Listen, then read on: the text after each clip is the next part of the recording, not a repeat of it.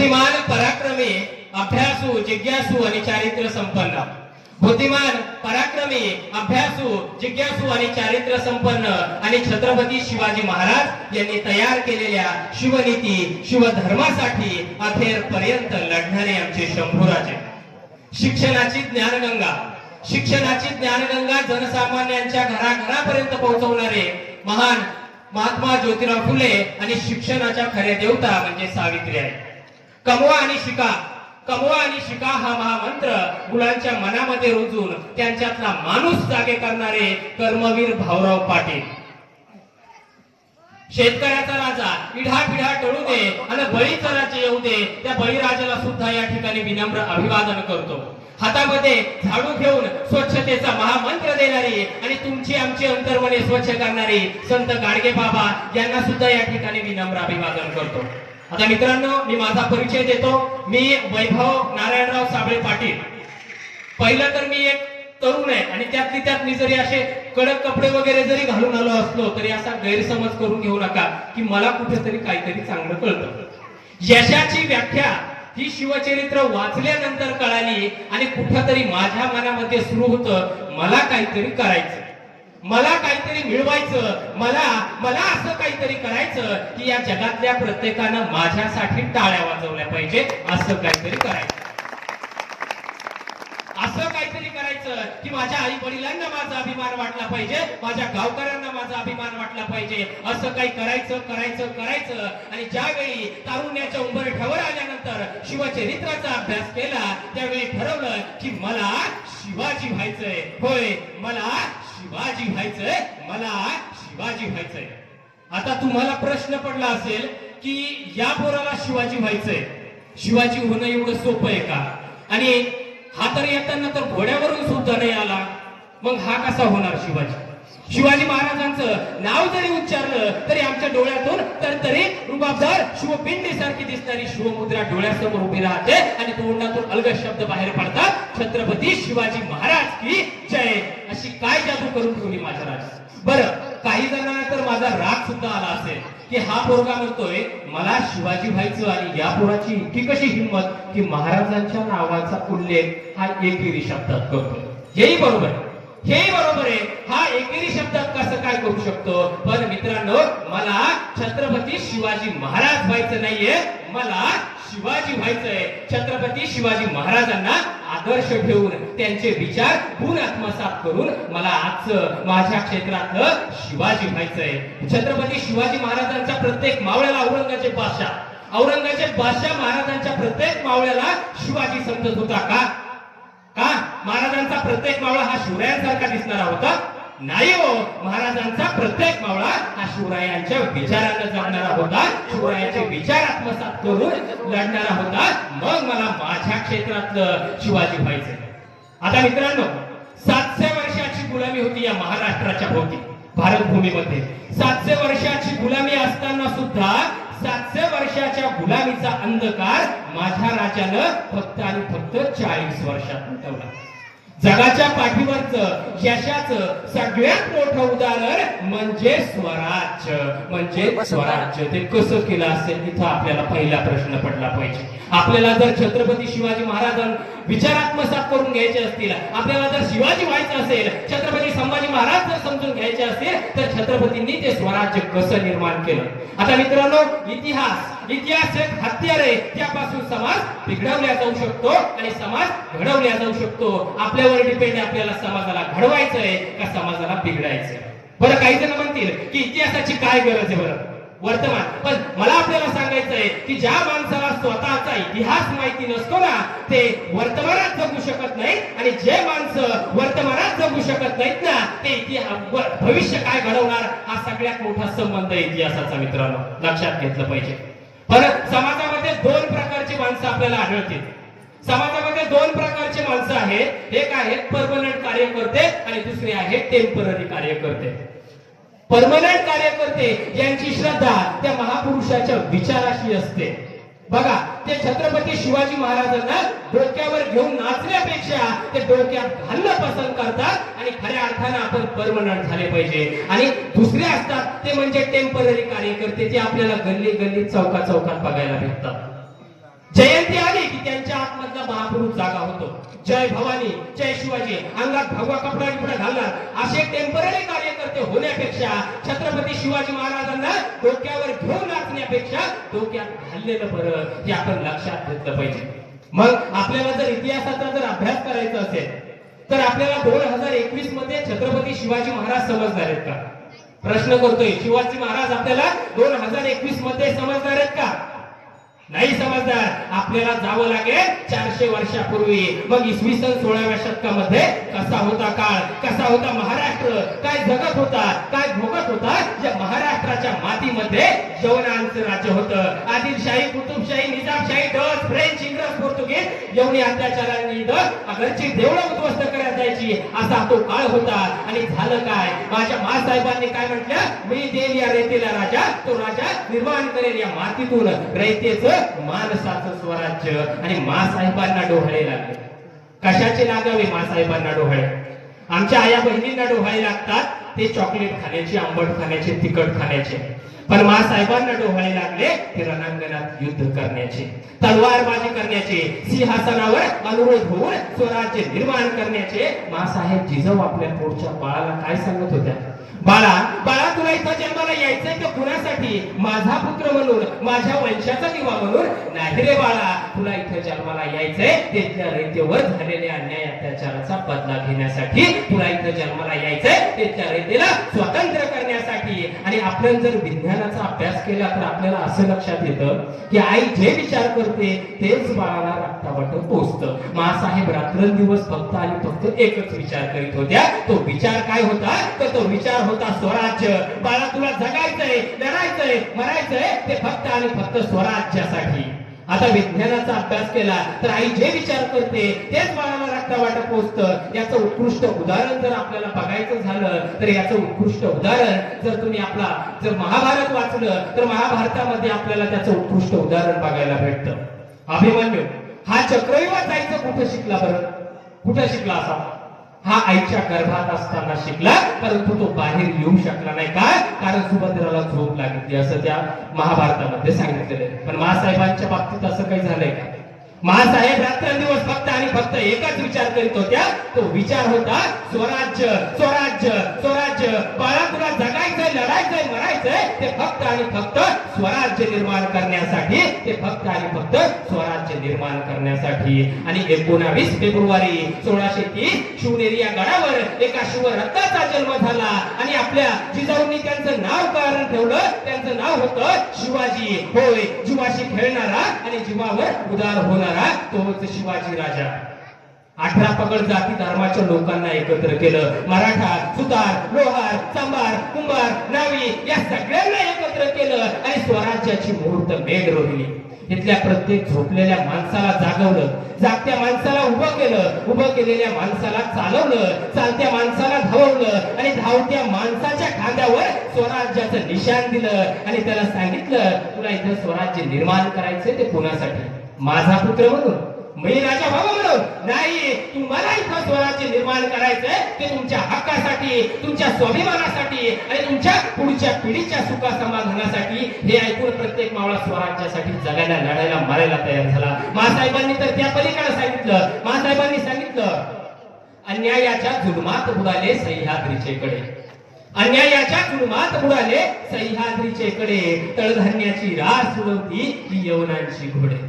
रयतेमध्ये दुई माजली कुणी न राहिला वाली, मर्दा चल दे अति स्वाभिमानाची मशाल आणि कर आलेल्या संकटावर वार. तुला होईल यशाचा साक्षात्कार, तुला होईल यशाचा साक्षात्कार. हे ऐकून प्रत्येक पावला स्वराज्यासाठी जगायला, लढायला, मरायला तयार झाला. महाराजांचं जे स्वराज्य आहे ते प्रतिपश्च चंद्र रेखेवर वरधिष्णू विश्ववंदिता शाहस्नु शिवशेषा मुद्रा भद्राय राजते. प्रतिपदेच्या चंद्राच्या मोरीसारखं वाढत वाढत आणि वाढत निघालं. तारीख निघाली 6 जून 1674 ला. किल्ले रायगडवर महाराजांचा राज्याभिषेक सोहळा पार पडतोय. महाराजांनी 6 जून हा राज्याभिषेकासाठी का निवडला असेल? त्यापूर्वी महाराजांनी स्वराज्याची राजधानी म्हणून रायगडची नियुक्ती का केली असेल? हा प्रश्न सगळ्यात महत्त्वाचा आपल्याला पडला पाहिजे. आपण जर रायगड किल्ल्याचा जर अभ्यास केला तर किल्ल्याचा अभ्यास केल्यावर आपल्याला असं लक्षात येतं की हा किल्ला 1200 एकरचा हा किल्ला आहे मित्रांनो. 1200 एकरचा किल्ला 65 किल्ल्यांच्या गराड्यातला आणि अत्यंत मध्यभागी हा किल्ला आहे मित्रांनो. आणि बाकीच्या किल्ल्याच्या तुलनेत या किल्ल्याची उंची जवळपास 200 फुटांनं जास्त आहे. कम्युनिकेशन सुद्धा इथं खूप महत्वाचं आहे. आपण समोर बघणारच आहोत. पण महाराजांनी हा किल्ला बांधण्याची जिम्मेदारी कोणाकडे दिलेली आहे तर त्या काळचे महाराजांचे आर्किटेक्चर म्हणजे कोण? हिरोजी इंदोरकर.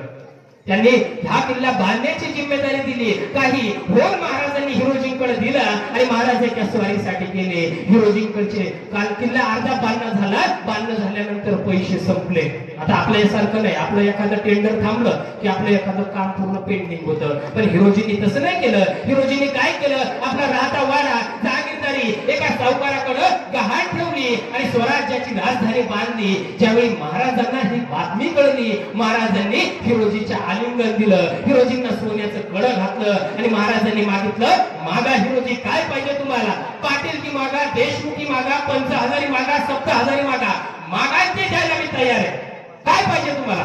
पण हिरोजींनी नाही मागितली पाटीलकी, नाही मागितली देशमुखी, मागितलं काय हो? मागितलं फक्त आणि फक्त एका पायरीवर नाव. सेवेचे ठाई तत्पर हिरोजी इंदोरकर. आज आपण सुद्धा बघू शकता, रायगडवर जे कधी गेले असेल त्यांना माहित असेल ती पायरी जगदीश्वराच्या मंदिरावर आहे. आणि हिरोजींनी जी पायरी मागितली होती ती जगदीश्वराच्या मंदिराची पायरी आहे. असं का मागताय हिरोजी तुम्ही? राजाने प्रश्न केला.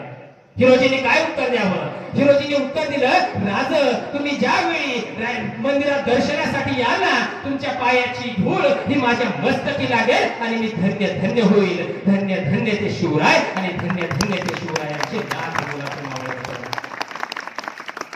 आपण जर बघितलं महाराष्ट्रामध्ये 3 पायऱ्या आहेत. पहिली पायरी येते संत नामदेव महाराजांची पंढरीरायाच्या चरणी. तर पंढरीनाथ चरणी नामदेव महाराजांची पायरी येते. वैकुंठासी आम्हा नको धाडू हरी, वासुदेव चरणाजवळी सर्व काळ. वैकुंठासी जाऊन काय बा करावे, उगीच बैसावे मोन रूप. वैकुंठास पोपाट जुनाट झोपडी, नको आड आड घालू आमासी हरी. वैकुंठाला नको देवा मला या भूलोकी, पंढरीच्या पायरीशीच मला इथं राहू दे, असं संत नामदेव महाराजांनी म्हटलेलं आहे. आणि दुसरी पायरी येते ती संत चोखोबांची. तर चोखोबा महाराज काय म्हणतात? उस्स डोंगा परी रस नवे डोंगा, काय भुललास वरलिया रंगा. उस्स डोंगा परी रस नवे डोंगा, काय भुललास वरलिया रंगा. नदी डोंगा परी जल नवे डोंगा, काय भुललास वरलिया रंगा. चोखा डोंगा परी भाव नवे डोंगा, काय भुललास वरलिया रंगा. चोखोबाचा भाव धारण करावा लागतं आणि मग खऱ्या अर्थानं विठुराय आपल्याला प्रसन्न होतो. तिसरी पायरी येते सेवेचे ठाई तत्पर हिरोजी इंदोरकर. रायगडच्या पायरी, या 3 पायऱ्या महाराष्ट्राच्या भोवती आहेत. मित्रांनो, आपण जर अभ्यास केला, 700 वर्षाची गुलामी होती आपल्यावर. 700 वर्षाच्या गुलामीचा अंधकार फक्त आणि फक्त माझ्या राजानं 40 वर्षात मिटवलाय. कसं केलं असेल हा सगळ्यात प्रश्न पडला पाहिजे आपल्याला. जर शिवाजी महाराज समजून घ्यायचे असतील, मग आपण आता महासाहेबांनी सगळ्यात प्रथम शिवबाराजांना काय सांगितलं असेल की जर तुम्हाला इथं रयतेचं माणसाचं जर स्वराज्य निर्माण करायचं असेल ना, तर त्यासाठी सगळ्यात पहिलं तुम्हाला इथला विखुरलेला माणूस जोडावा लागेल. शिवबाराजांना प्रश्न पडला, माणूस जोडावा लागेल. मासाहेब, आपण ज्यांच्या विरोधात लढतोय त्यांच्याकडे लाखोंचं सैन्य आहे, तलवारबाजी ढालबाजी सगळंच आहे मासाहेब. आपल्याकडे काय? काहीच नाही मासाहेब. काय करायचं? कसं करायचं? मासाहेबांनी काय उत्तर दिलं? शिवबा, तुम्ही जन्माला आला होतात ना, माझ्या दुधाचा पहिला थेंब प्राशन करण्यासाठी तुम्ही तो पहिला प्रयत्न केला होता. प्रयत्न केल्याशिवाय सुरुवात होत नाही शिवबा. मासाहेबांनी सांगितलं, शुभा प्रयत्न करा. मग शुभाराजे म्हटले, सांगा मासाहेब काय करावं लागेल इथं रयतेचं मानसाचं स्वराज्य निर्माण करण्यासाठी? मासाहेबांनी सांगितलं, सगळ्यात पहिलं इथला तुम्ही विखुरलेला माणूस जोडा. आता विखुरलेला माणूस जोडा, त्याला जर आपण इंग्रजीत ट्रान्सलेट केलं तर आपण याला इंग्रजीत काय म्हणतात? Social engineering. महाराजांनी अनेक प्रकारच्या इंजिनिअरिंग केल्या, कम्युनिकेशन, टेलिकॉम, इतर मेकॅनिकल, इलेक्ट्रॉनिक्स, सगळ्या काही. आणि या पलीकडची सगळ्यात महत्वाची महाराजांनी जर कोणी इंजिनिअरिंग केली असेल तर ती म्हणजे सोशल इंजिनिअरिंग. माणसं कशी जोडायची सगळ्यात प्रथम. आज जर मला भीती आहे, आपण कशात प्रगत आहे? माणसं तोडण्यामध्ये प्रगत आहे. या माणसाचं याच्यापासून कसं तोडायचं, आपण याच्यामध्ये प्रगत आहे. आता तर मला भीती आहे, काही दिवसांनी असे क्लास येतील की माणसं कशी तोडायची असे सुद्धा क्लास निघू शकतात. ही भीती आहे. पण मासाहेबांनी शिवबाराजांना सांगितलं, 4 गोष्टी सांगितल्या. सगळ्यात पहिली, मॅक्झिमाइज युअर टाइम. वेळेचा सदुपयोग करा. सोप्या भाषेत सांगायचं झालं तर टाइमपास करणं कमी करा आणि तुमचा वेळ हा तुमच्या ध्येयालाच द्या. Maximise your mind. मनाची अमर्याद शक्ती ओळखा. सोप्या भाषेत सांगायचं झालं तर आपलं मन ओळखा, इतरांचं मन ओळखा, शत्रूचं मन ओळखा. ही तिसरी गोष्ट सांगितली कम्युनिकेशन.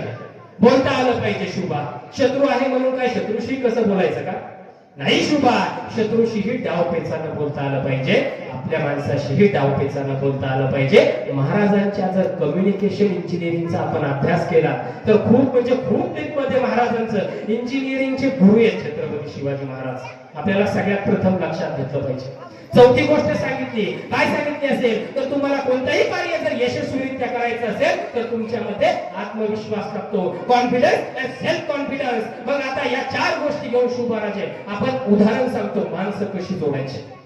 एक 5 वर्षाचा मुलगा असतो. 5 वर्षाचा मुलगा असतो आणि त्याचे वडील असतात. रविवारचा सुट्टीचा दिवस असतो. राहिलेलं पेंडिंग काम वडिलांना कंप्लीट करायचं असतं. पोरगा मात्र काम करू देत नाही. आता वडिलांना प्रश्न पडतो, आपल्याला जर मला जर हे माझं काम कंप्लीट करायचं असेल तर मला त्या पोराला काहीतरी व्यस्त ठेवावं लागेल. काय करायचं म्हणून वडिलांना एक युक्ती सुचली.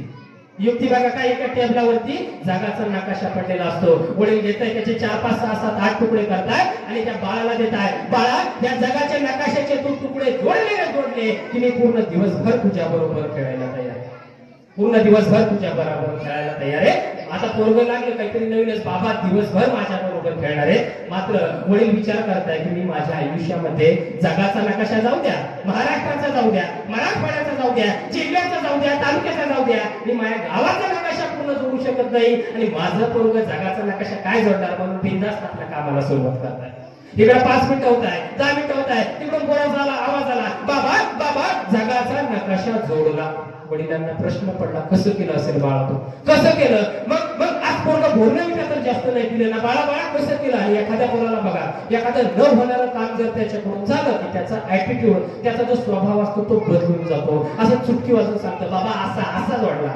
बाबाला प्रश्न पडला, मी माझ्या आयुष्यामध्ये जगाचा नकाशा जाऊ द्या, महाराष्ट्राचा जाऊ द्या, तालुक्याचा जाऊ द्या, मी माझ्या गावाचा नकाशा जोडू शकत नाही आणि माझ्या पोराला जगाचा नकाशा कसं काय जोडला? बाबाला प्रश्न पडला. बाबा विचारताय, बाळा हे तू कसं केलं? त्यावेळी बाळानं उत्तर दिलं, बाबा मला तुम्ही जो जगाचा नकाशा दिला होता ना, त्या जगाच्या नकाशाच्या पाठीमाग माणसाचं चित्र होतं. सगळ्यात पहिलं मी माणूस जोडला आणि बघतो तर काय, जग आपोआप जोडलाय. जग आपोआप जोडलाय. हेच आपल्याला शिवचरित्र शिकायचं. माणसं कशी जोडायची. आता माणसं कशी जोडायची, महाराजांचं जर उदाहरण द्यायचं झालं तर जवळपास 400 वर्षापूर्वी महाराज तिथं तलवारबाजी लाठी काठीचा प्रॅक्टिस चालायची एका जंगलांमध्ये आणि एका झाडावर एक पोर उभा करून ठेवायचं. त्या पोराला सांगायचं की एखादा व्यक्ती जर इथं आला, अनोळखी व्यक्ती आला तू काय करायचं, एखाद्या पक्षाचा आवाज काढायचा. तो आमच्या कानावर आला की आम्ही काय करू, तलवारबाजी ढालबाजी सगळं लपून ठेवू आणि विठ्ठल रांगो खेळायला सुरुवात करू. महाराजांचा खेळ भरभर रंगात आला. 1 महिना झाला, 2 महिने झाले, 3 महिने झाले, 4 महिने झाले, खेळ भरभर रंगात आला. पण एका दिवशी एक शेळ्या टाकण्याचं पोर तिथून जात होतं. त्या झाडावरच्या पोरानं बघितल्याबरोबर काय केलं, मोराचा आवाज काढला आणि मोराचा आवाज जसा महाराजांच्या कानावर गेला, महाराज म्हटले, लपवा तलवारबाजी लाठी काठी सगळं लपवा आणि विठ्ठल रांगो काढला. खेळायला लागले. त्या पोरगं तिथं आलं. आल्याबरोबर काय, ते झाडावरचं पोरगं खाली उतरलं. त्याला दमात प्रश्न विचारला, कोण रे तू, काय नाव तुझं? त्या पोराने बी दमातच उत्तर दिलं, रामोशाचा बहिर्जी. कशाला आलाय तर? राजासनी भेटायचं. राजा रामोशाचा बहिर्जा आलाय, तुम्हाला भेटायचं म्हणतोय. त्यावेळी रामोशाचा बहिर्जाला ज्यावेळी खऱ्या महाराजांसमोर नेण्यात आलं, महाराजांना तो काय म्हणतो, राजा मला बी घ्या की सामील करून तुमच्या खेळामध्ये. राजाला प्रश्न पडला, हा खेळ कोणाला माहितच नाही आणि या पोराला कसं काय माहिती? पोरगा हुशार आहे, लगेच स्वराज्यात जॉईन हो, लगेच आमच्यात सामील हो. पण पोरगं काय म्हणतं, महाराज आजपासून नाही उद्यापासून येतो, बापाशी सांगावा धडला नाही, मी काय करतो उद्या येतो. 4-5 पावलं पुढे टाकतो आणि पावलं टाकल्याबरोबर वळून महाराजांना काय म्हणतो, महाराज तुम्ही जे झाडावर पोरगं उभा केलं होतं ना, त्या पोराला नीट समजून सांगा की या काळात मोर ओरडत नसतो. मग मोर ओरडला कसा आणि मग मोर ओरडला तर इथं एक काय चाललंय हे याला गौसाल राज. मग अशी निसर्गाची सूक्ष्म ज्ञान असलेली माणसं छत्रपती शिवाजी महाराजांनी वयाच्या लहान वयातच जोडली होती. महाराजांचं ज्यावेळी स्वराज्य स्थापन झालं गुप्तहेर खात्याचा प्रमुख म्हणून त्यांचे नियोजन केले आणि त्यांना आपण म्हणतो स्वराज्याचा तिसरा नेत्र म्हणजे कोण तर बहिर्जी नाईक. हे माणसं शिवाजी महाराजांनी वयाच्या लहान वयातच जोडली होती मित्रांनो. दुसरं उदाहरण जर द्यायचं झालं तर महाराज एका यात्रेला गेले होते. यात्रेमध्ये एक पोरगा असा दांडपट्टा चालवतोय सगळी यात्रा त्या पोराकडे बघताय आणि बघितल्याबरोबर नंतर काय होतं जत्रा संपते. जत्रा संपल्याबरोबर महाराज त्या पोराला इकडे भरून नेताय. त्याला पाठीवर कौतिकाची थाप टाकताय. त्याला म्हणताय आमच्याकडून येशील का. पोरगा म्हणतो काय करावं लागेल राज. काही नाही जसा इथं दांडपट्टा चालवतोस ना तसा माझ्याकडून चालवायचा. आला स्वराज्यात सामील झाला आणि ज्यावेळी अफजल खानाला शिवाजी महाराजांनी उधळून लावलं त्यावेळी हा जीवा तिथं समोर गेला. म्हणून आपण म्हणतो होता जीवा म्हणून वाचला शिवा. ही माणसं महाराजांनी वयाच्या लहान वयात जोडली होती मित्रांनो. माणसं कशी जोडायची आणि आपल्या राजाचा जर आपल्याला अभ्यास करायचा असेल मित्रांनो आपला राजा कसा आहे. आपण ज्या मातीमध्ये जन्म घेतलाय औरंगजेब बादशाह महाराजांचा सगळ्यात मोठा शत्रू आहे मित्रांनो. सगळ्यात मोठा शत्रू औरंगजेब बादशाह. शिवाजी महाराज कसे आहेत आपल्या असंख्य सरदारांना आपल्या शहजाद्याला काय सांगतोय काय म्हणतोय तो ये सब फिजूल है शहजादे ये सब फिजूल है शहजादे. शमगेज और तैमूर के खून में कभी शिकस्त नहीं देती मगर तंजौर से लेकर कंधार तक सारे हिंदुस्तान को मुगलिया सल्तनत में शामिल करने का ख्वाब देखने वाली ये महाभू दौलत आज क्या देख रही है. शिवाजी हमारे नजरों के सामने हमारे सल्तनत की तामीर कर चुका है. हमारे लाखों के फौजों के सूबेदारों को शिकस्त देके उधेड़ कर रख दिया है उसने. ये हमारे मिर्जा अमीर गुलाबराव अबू तालिब शाइस्ता खासा. बड़ी शर्मनाक बात है शिवाजी ने इनके लाल महल पे छापे डाल के इनके छक्के छुड़ा दिए. एक बात कहूं शहजादे शायद आप कभी समझ ही नहीं पाओगे. औरत का नाक चला शिवाजी को कभी मालूम ही नहीं. शिवाजी ने मजबूत किले बनाए मजबूत जमीन के लोग तैयार किए. हिंदुस्तान की हर एक चीज हम खरीद सकते हैं लेकिन मराठों ने कभी अपने आप को बिकने नहीं दिया. हमने लाखों की जागीरों की लालच दिखाई लेकिन मराठों ने उस पर थूक दिया. मराठे रुकते नहीं मराठे झुकते नहीं मराठे बिकते नहीं. हाँ शिवाजी मगरूर है दगाबाज है लेकिन उसका चाल चलन दूध की तरह साफ और बुलंद मीनार की तरह उसकी सिर उठाई आसमां को छू रही है. इसमें कोई शक नहीं शहजादे. हम खुशनसीब पड़े कि हमें दुश्मन मिला वो भी शिवा जैसा. महाराजांचं कौतिक औरंगजेब बादशाह करतोय. बघा आपण कुठल्या मातीत जन्म घेतलाय पण आपल्या इकडे दुसरं चालतं की महाराज जन्माला कधी येते. महाराजांची जयंती 19 फेब्रुवारीला साजरी करायची का तिथीनुसार साजरी करायची आपण याच्यामध्ये गुंतलेलो असतो. पण आज खऱ्या अर्थानं महाराजांची जयंती ही 365 दिवस साजरी झाली पाहिजे. महाराजांना डोक्यावर घेऊन नाचण्यापेक्षा डोक्यात घालणं पसंत केलं पाहिजे मित्रांनो. सगळ्यात प्रथम आपण आता शिवाजी महाराजांनी माणसं जोडली. आता सांगितलं तुम्हाला माणसं जोडली. माणसं जोडल्याच्या नंतर शिवाजी महाराजांनी काय केलं. आता महाराजांची कम्युनिकेशन इंजिनिअरिंग पण खूप महत्वाची आहे. महाराजांचा जो रायगड हा किल्ला स्वराज्याची राजधानी म्हणून निवडलेला आहे ना तो रायगडची उंची 200 फुटानं बाकीच्या किल्ल्यापेक्षा जास्त आहे. बरं 200 फुटानं जास्त आहे. कम्युनिकेशन साठी बघा महाराजांनी प्रत्येक गडावर अशा 2 पद्धतीचे लाकूड जमा केलेले असायचे. एक विशिष्ट प्रकारचं लाकूड जाळलं त्याच्यापासून पांढरा धुळीकर आणि एखादं विशिष्ट प्रकारचं लाकूड जाळलं की त्याच्यापासून काळा धुळीकर. अशा पद्धतीची महाराजांची कम्युनिकेशन. बघा आता महाराज कशा पद्धतीने वापर करतात. ज्यावेळी स्वराज्यावर काहीतरी संकट येईल त्यावेळी त्यावेळी काळा धूर केला जायचा म्हणजे काहीतरी संकट आलंय आणि हा किल्ल्याचा मॅसेज या किल्ल्याचा मॅसेज त्या किल्ल्याला जवळजवळ 350 पेक्षा अधिक किल्ल्यावर एका तासाच्या आत मॅसेज फॉरवर्ड होत जायचा. कम्युनिकेशन इंजिनिअरिंग मित्रांनो. आपण जर आणि पांढऱ्या धुराचा वापर कशासाठी जर काहीतरी चांगली बातमी आहे ज्यावेळी महाराजांचा राज्याभिषेक सोहळा पार पडतोय त्यावेळी पांढरा धूर केला होता आणि तो हवेत सोडल्या होत्या म्हणजे काहीतरी चांगली बातमी आहे मित्रांनो. महाराजांनी आपण विज्ञानाचा अभ्यास केल्यावर आपल्याला लक्षात येतं विज्ञानाचा अभ्यास केला तर आपल्याला लक्षात येतं की प्रकाशाच्या ध्वनीच्या वेगापेक्षा प्रकाशाचा वेग हा 7 पटीनं अधिक असतो. महाराजांनी विज्ञानाची पहाट सुद्धा झाली नव्हती त्यावेळी खऱ्या अर्थानं तो कशासाठी तर कम्युनिकेशन. बाकीच्या राज्याला त्याचं ढ माहिती नव्हतं पण महाराजांनी त्याचा कम्युनिकेशन साठी वापर केलेला आहे. मित्रांनो आपण जर तानाजी पिक्चर बघितला तर त्या पिक्चर मध्ये तुम्ही बघू शकता त्या पिक्चर मध्ये काय त्या पिक्चर मध्ये एवढं दाखवलेलं काय ज्यावेळी छत्रपती शिवाजी महाराजांनी आपला जो मालुसरे तानाजी मालुसरे त्यांना सांगितलं होतं की जर ज्या कोंढाणा किल्ला तुम्ही घेतला आम्हाला कसं कळणार. राजगडावर तिथं पश्चिमेच्या बाजूला महाराज उभा असतील आणि जसा तुम्ही किल्ला घेतला तसा काय करायचं तर तिथं गवताची गंजी पेटवायची. गवताची गंजी पेटली की आम्ही असं समजू की हा किल्ला आला. कम्युनिकेशन साठी अग्नीचा वापर महाराजांनी केलेला आहे हे आपण सगळ्यात प्रथम लक्षात घेतलं पाहिजे. आता दुसरी गोष्ट सांगायची झाली महाराजांची तर आपण इकडे बघा 300 लोक. आता आपल्याला खऱ्या अर्थानं शिवाजी महाराजांचा इतिहास कसा सांगितला जातो. महाराजांचा इतिहास आपल्याला कसा सांगितला जातो. शिवाजी महाराजांनी तलवार खुपसली हा इतिहास सांगितला जातो. पण खऱ्या अर्थानं मला आपल्याला सांगायचं आहे की शिवाजी महाराजांनी जो इतिहास जमीन मोजली. आता तुम्हाला प्रश्न पडला असेल की जमीन मोजली मग शिवाजी महाराज काय मापडे होते का. जमीन मोजली हा कुठे इतिहास असतो का सांगायचा. तलवार खुपसली हा इतिहास असतो. आता हा काय सांगायला जमीन मोजली पण त्या काळी गावगाडा होता. गावाला कर दिला जायचा. एवढी जमीन आहे एवढ्या जमिनीमध्ये तुम्हाला एवढा कर या राजाला घेऊन द्यायचा आहे. मग गावचे जे वतनदार होते जे देशमुख होते जे पाटील होते ते काय करायचे. जर गावगाडा होता मग काय करायचं एखाद्या राजाला जर 10,000 रुपये म्हटलं होत म्हणायला पाहिजे होतं. आज सुद्धा प्रश्न पडेल काय सांगायला की त्या काळात रुपये होते का त्यामुळे होत म्हणतो. मग 10,000 होऊन त्या राजाला नेऊन दिले की काय करायचा गावातून 20,000 30,000 वसूल करायचा. त्याला काही माफ नव्हतं.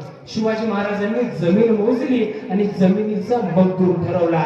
ही 1 बिघा जमीन आहे ना 1 बिघा जमीनमध्ये तुम्हाला फक्त एवढ्या पर्सेंटच ह्या राजाला नेऊन द्यायचंय. जास्त द्यायचं नाही आणि कमी पण द्यायचं. कमी म्हणजे ज्या वर्षी पाऊस वगैरे पडेल आज आपण मोर्चे काढावं लागतात की पाऊस जर पडला नाही किंवा जास्त पडला तर आपल्यावर जो कर्ज असतो तो कर्ज माफीसाठी आपल्याला काय करावं लागतं तर शेतकऱ्यांना इथं आपल्याला सरकारच्या विरोधात मोर्चा काढावा लागतो. पण असा राजा होता त्या राज्यामध्ये कधी शेतकऱ्याला मोर्चा काढायची वेळ आली नव्हती. मित्रांनो आपण हे लक्षात घेतलं पाहिजे.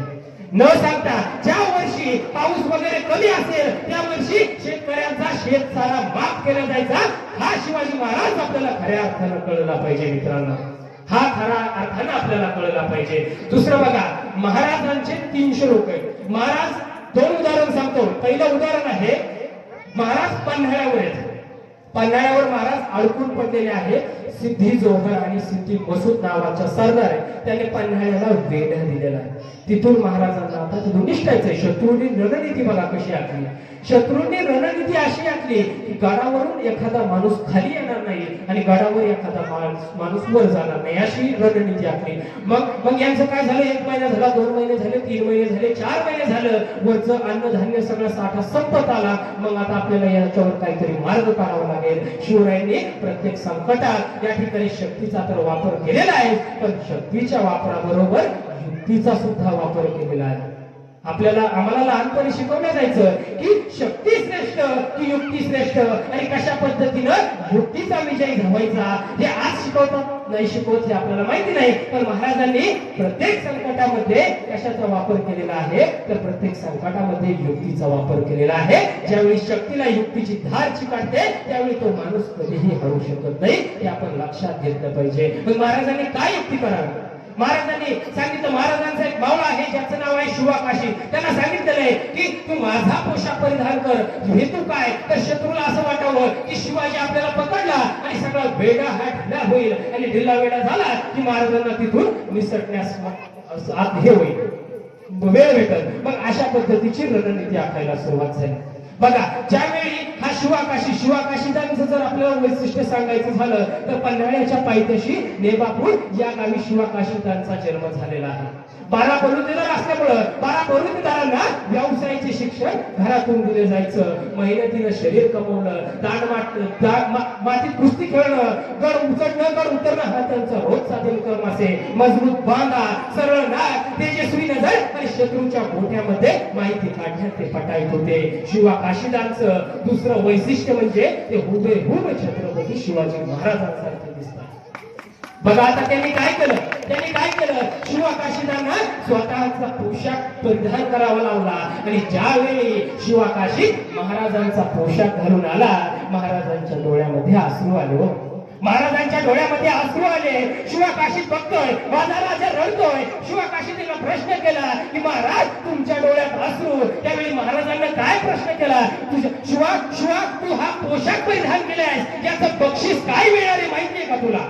शिवा म्हणला, हो राज, का नाही, कदाचित शत्रूच्या गोठ्यात गेल्यानंतर शत्रू मला खतम करेल, पण मी मरताना शिवाजी नावी म्हणून नाही, शिवा काशी म्हणून नाही, तर छत्रपती शिवाजी महाराज म्हणून मरायचं जे काही मला भाग्य मिळालंय त्याच्यासाठी मी 100 वेळा मरायला तयार होईल. आज आपल्याला मावळे आज इथे भेटतील का बरं? आज आपण ज्यांना आमदार केलं, खासदार केलं, मुख्यमंत्री केलं, त्यांच्यावर जर एखादं जीव घेणं संकट आलं तर किती मावळे आपला जीव धोक्यात टाकतील बरं? किती टाकतील? एकही टाकणार नाही. आजचं उत्तर पुरण्याचं उत्तर मला माहितीये, एकही उत्तर म्हणजे एकही मावळा या ठिकाणी. उलट काही ठिकाणी असं झालेलं आहे, काही अंगरक्षकांनीच काहींचा फोन केलेला आहे, असं सुद्धा झालेलं आहे.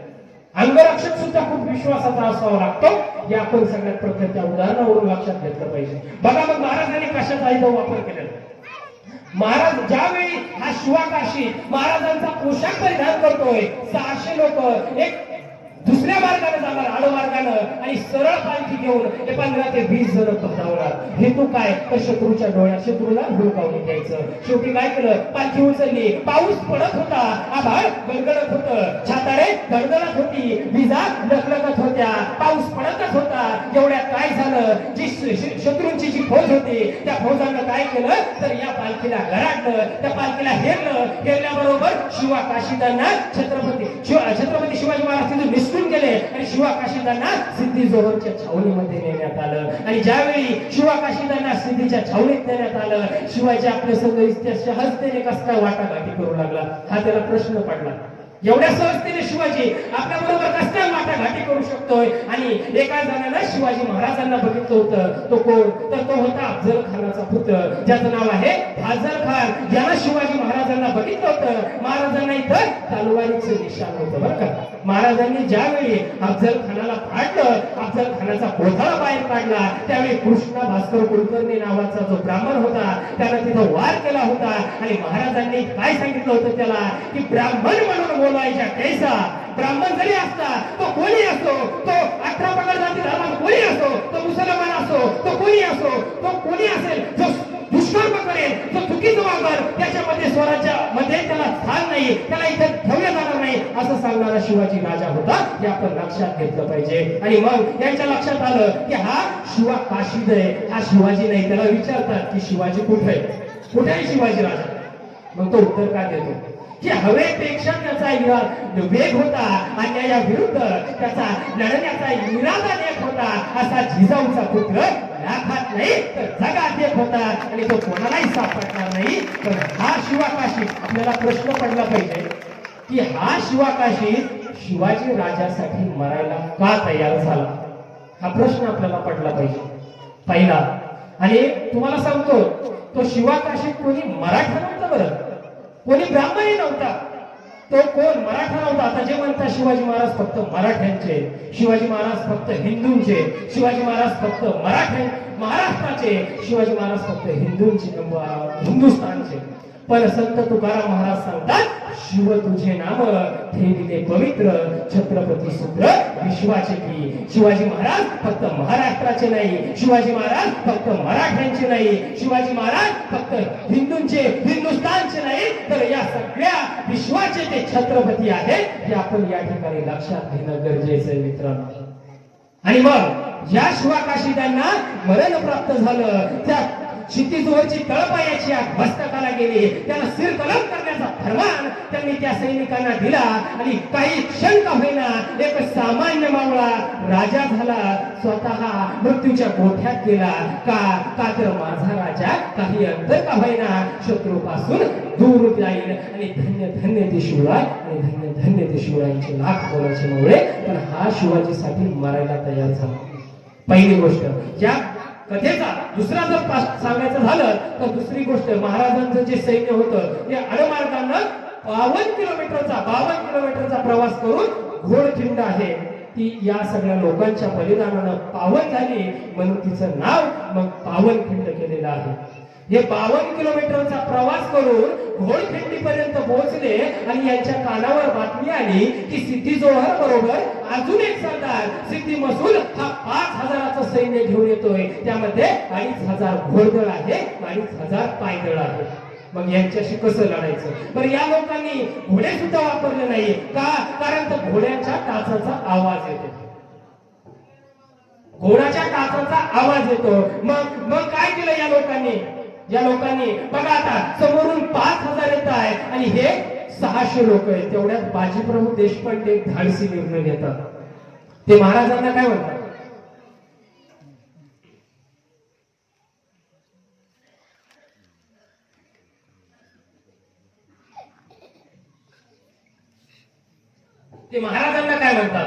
महाराज तुम्ही इथून निघा, तुम्हाला किती 13 किलोमीटर जायचंय. म्हणजे जो काही 13 किलोमीटरचा प्रदेश होता तो सगळा मैदानी प्रदेश आहे मित्रांनो. आणि जो अलीकडचा त्या घोडखिंडीच्या अलीकडचा प्रदेश आहे सगळा डोंगराळ प्रदेश. इथून तुम्हाला 13 किलोमीटर जाण्यासाठी एक प्रहर म्हणजे किती 3 तास लागतील. आणि आमच्यासाठी ही कबड्डीची मॅच आहे. भले आम्ही थकलोय आणि काल किती वाजता जेवलेलो माहित नाही आम्हाला. ते समोरून 5000 येत आहे तरी सुद्धा आता महाराज तुम्ही इथून निघा किती 300 लोक घेऊन. ते महाराजांना विनवणी घालता येईल. एका कवीनं खूप छानशी कविता लिहिलेली आहे. बघा कविता की महाराज तुम्ही खुशाल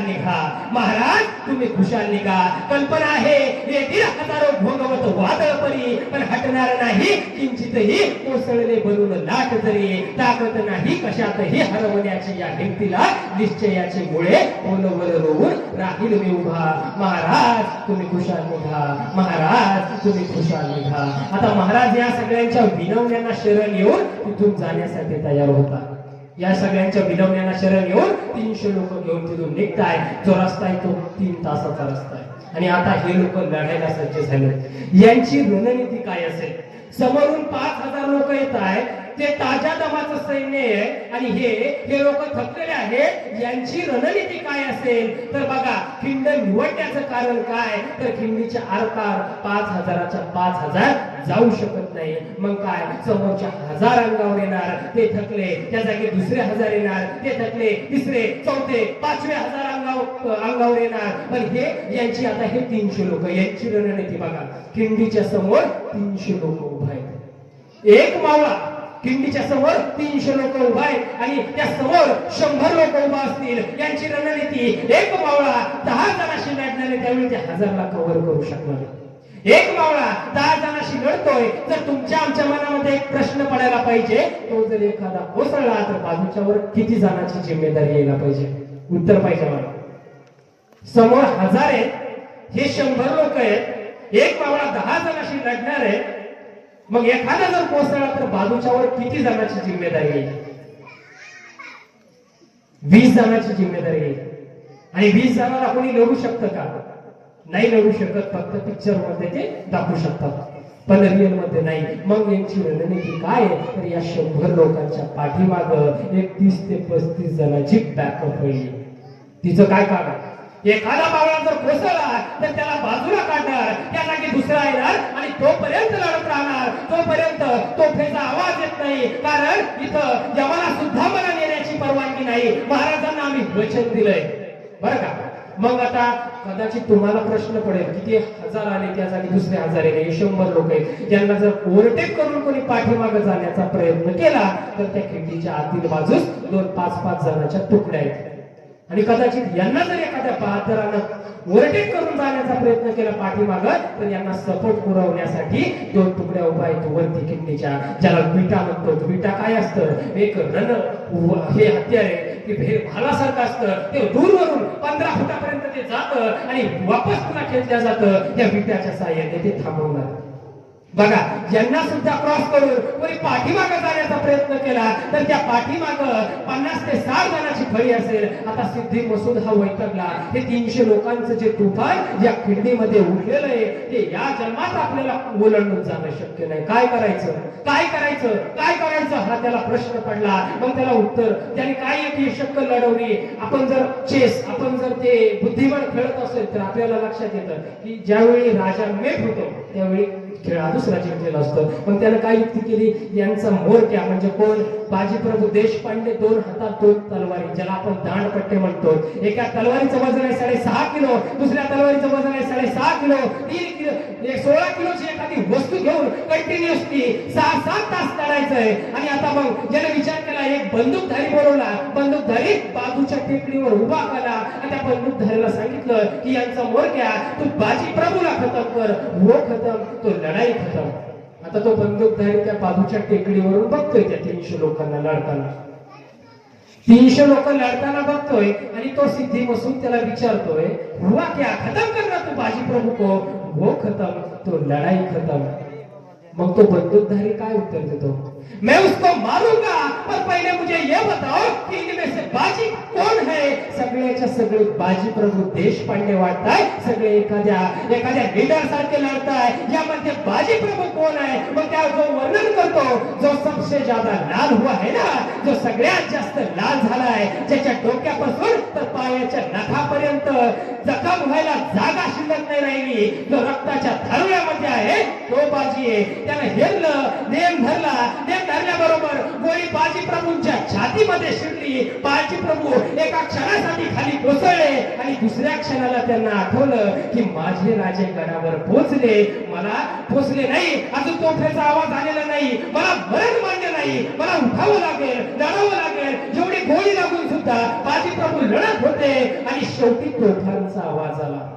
बाजी प्रभूंना कळलं की माझे राजे गडावर पोहोचले. ज्या कामासाठी मी इथं उभा होतो ते काम संपन्न झालंय, माझं जीवन हे कृतज्ञ झालेलं आहे. आणि मग महाराज बाजीसाठी व्याकुळलेले आहेत. आणि पण बाजी प्रभू शेवटी ज्यावेळी तोफांचा आवाज आला, बाजी प्रभू एका क्षणात खाली कोसळले.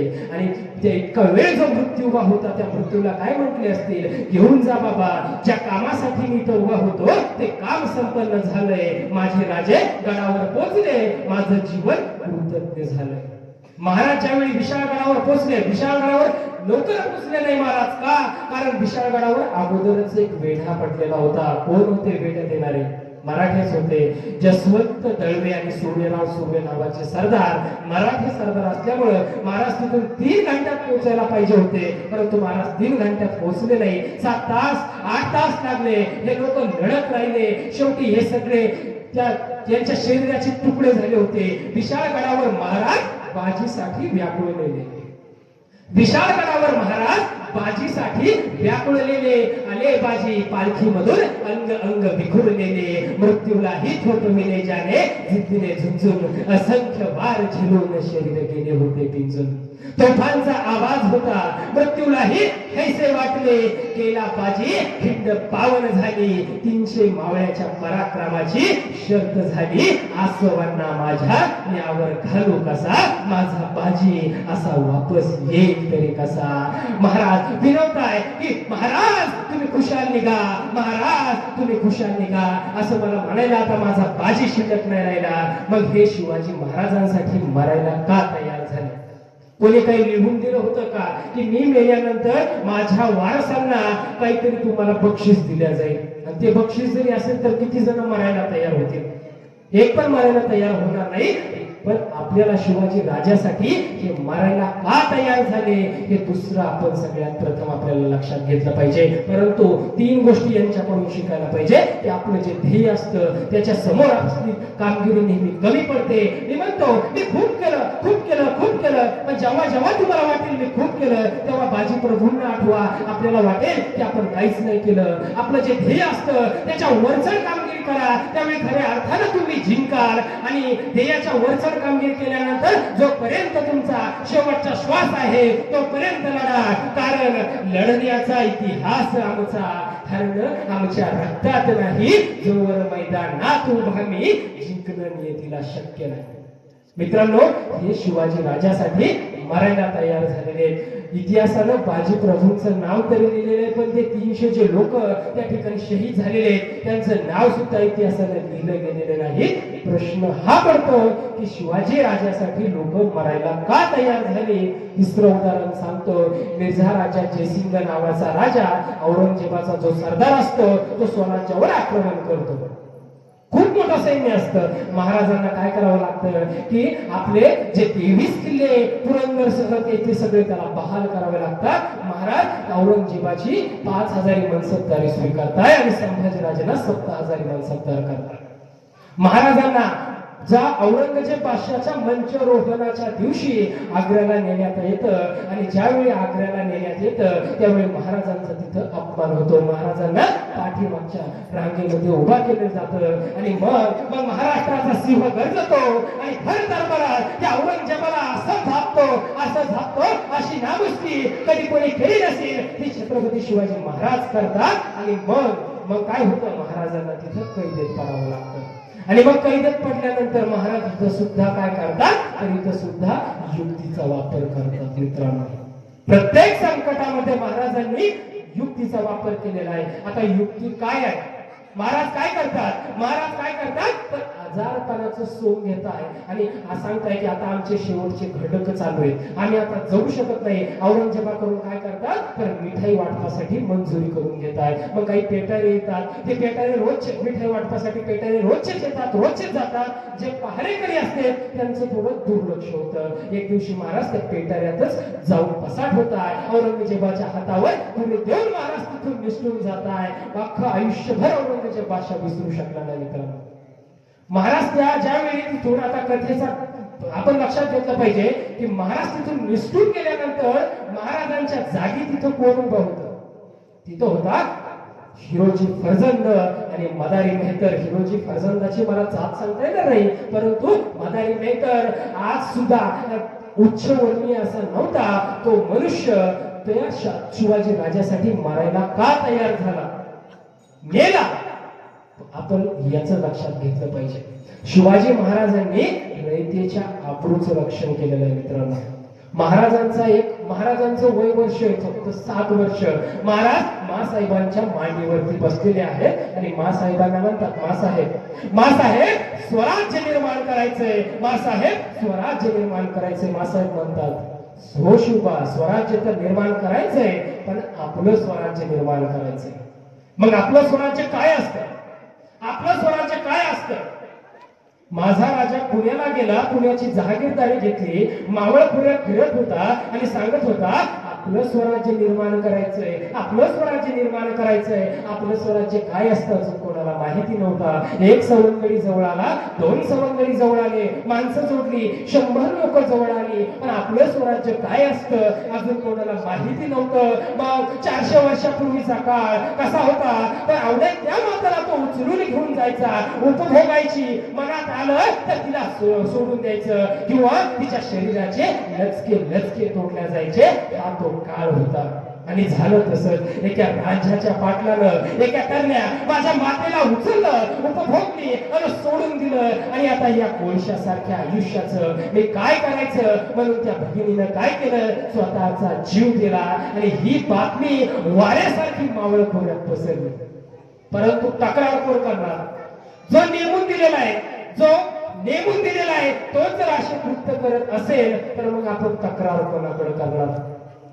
बरं, राजाचा पाटील होता, स्वतःच्या जातीतला होता, म्हणून शिवाजी महाराजांनी त्याची गय नाही केली.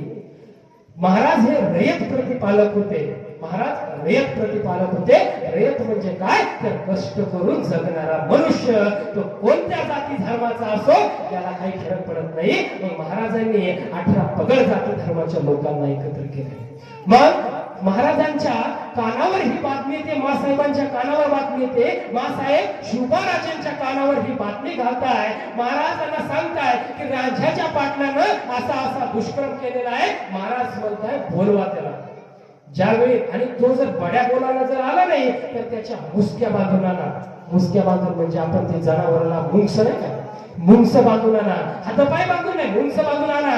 त्या राजाच्या पाटलाला ज्यावेळी राजाच्या समोर उभा केलं जातं त्यावेळी राजा काय म्हणतो, अरे अरे दुश्मनांच्या आया बहिणी सुद्धा आम्ही आमच्या आया बहिणी मानतो आणि तू तू तू तर माझ्या स्वराज्यातल्या आया बहिणींची आबरू लुटलीस. याच्या हात आणि पाय कलम करा. नुसता आदेश दिला नाही, नुसतं हे केलं नाही तर राजाच्या पाटलाचा चौरंग केला आणि मग स्वराज्यामध्ये काय वार्ता पसरली की आमच्या आया बहिणींचं अब्रूचं रक्षण करणारा राजा जन्माला आलेला आहे.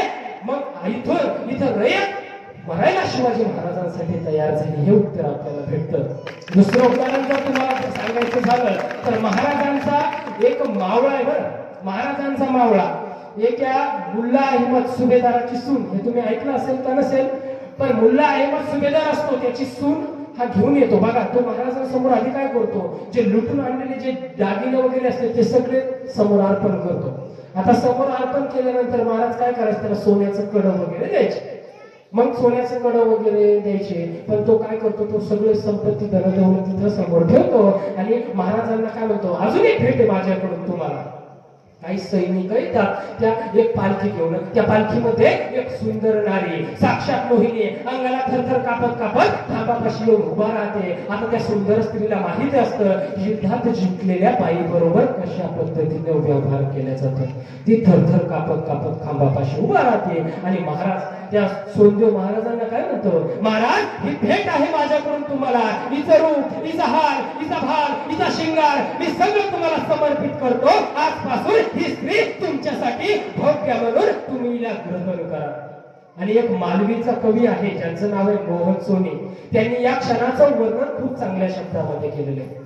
काय म्हणतोय बघा मोहन सोनी, एक और भेट यह अर्पण है, एक और भेट यह अर्पण है, जो खुद चंदा को दर्पण है, उससे भी ज्यादा रूपाली ब्रह्मा जी ने रच डाली. रहे मद का बेटा की छाया, सोमदेव साथे लाया. ही भेट आहे माझ्याकडून तुम्हाला, ही तुम्ही ग्रहण करा. महाराज ऐकताय, महाराजांचे हात थरथर कापायला लागताय, डोळ्यात रक्त उतरतं. महाराज सिंहासनावर उठून उभा राहताय आणि काय म्हणताय, हे सोमा, हे सोना, हे तू काय केलंस. आपल्या स्वराज्यामध्ये मुलगा जन्माला येतो त्यावेळी 3 तीर्थ ओलांडतो. पहिलं तीर्थ म्हणजे मुलगा आईच्या रूपात स्त्रीला बघतो, दुसरं तीर्थ म्हणजे बहिणीच्या रूपात स्त्रीला बघतो आणि तिसरं तीर्थ म्हणजे पत्नीच्या रूपात स्त्रीला बघतो. आणि तू शिवासाठी एक नारी घेऊन आलाय. हे सोनदेव तू हे काय केलंस. सगळी सभा त्या स्त्रीच्या सुंदरतेकडे बघत असते. मात्र महाराज काय करताय, त्या सुंदर स्त्रीच्या चरणावरती नेत्र टिकवताय आणि काय म्हणताय, तर मत भारत की समरारी, तर मत भारत की समरारी, मैंने देखी है छवि धारी. एक बात उठी है मन में, जो तुम होती जीवन में तो मैं भी होतो रूपालो. हे भारतीय स्त्री, तू एवढी सुंदर आहेस की तू जर माझी आई असते तर मी पण तुझ्या इतका सुंदर असतो आणि तुझ्या अंगणामध्ये खेळलो असतो. हे ऐकून त्या स्त्रीच्या डोळ्यातून 2-2 धारा व्हायला लागताय. जरा झर आंखों से लगी झडी, यह सुनकर वो नारी शिवा के पाव पडी. आणि हे सगळं कृत्य मासाहेब जिजाऊ बघताय आणि काय म्हणतात, जो दी थी शिक्षा बचपन में, जो दी थी शिक्षा बचपन में, ये उसकी आज परीक्षा थी.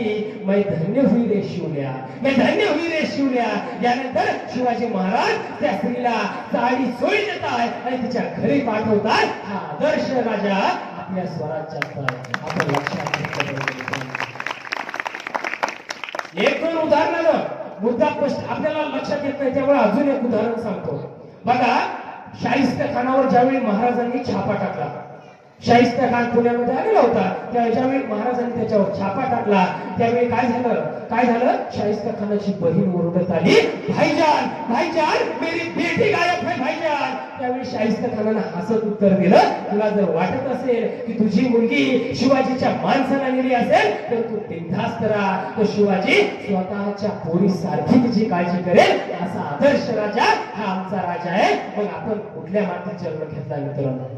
हे अजून एक दुसरं उदाहरण सांगायचं झालं तर महाराज एका कर्नाटक मोहिमेला गेले होते आणि परत येताना बघा एक बेळगावची गडी आहे. परत बेळगावची गडी आहे. त्या गडीचा जो पाटील होता तो काय करतो, महाराजांची जी समोर मुक्काम जिथं पाडणार आहे ते बैल पळून नेतो आणि पळून नेल्यानंतर काय महाराजांच्या ती लक्षात पण आली नसती. तो गडीचा मालक काय करतो तर गडीचा मालक बैल पळून नेतो आणि मग महाराजांना महाराज काय म्हणताय त्या गडीला आपल्या स्वराज्यात मिळव.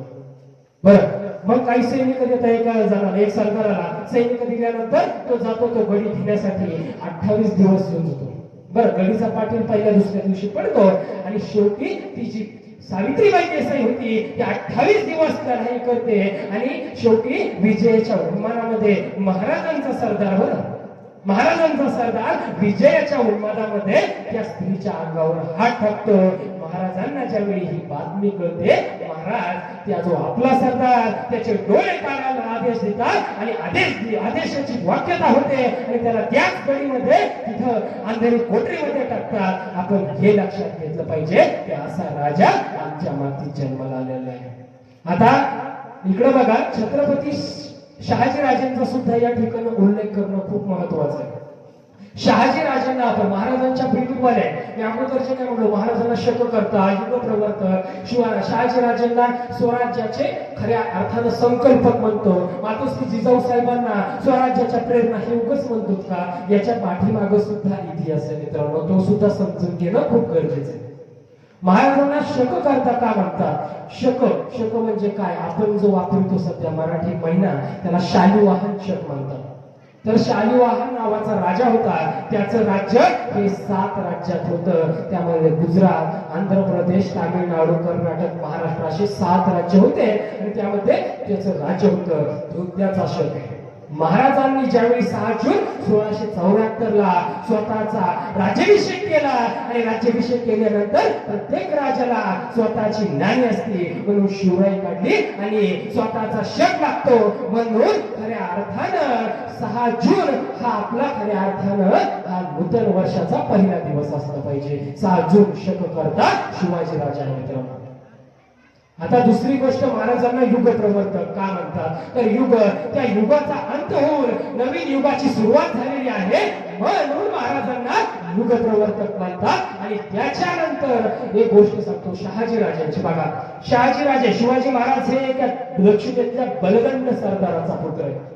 दक्षिणेतला आपल्याला हे लक्षात येत नाही की शहाजी राजे हे स्वराज्य संकल्प का म्हणतात आपण त्यांना?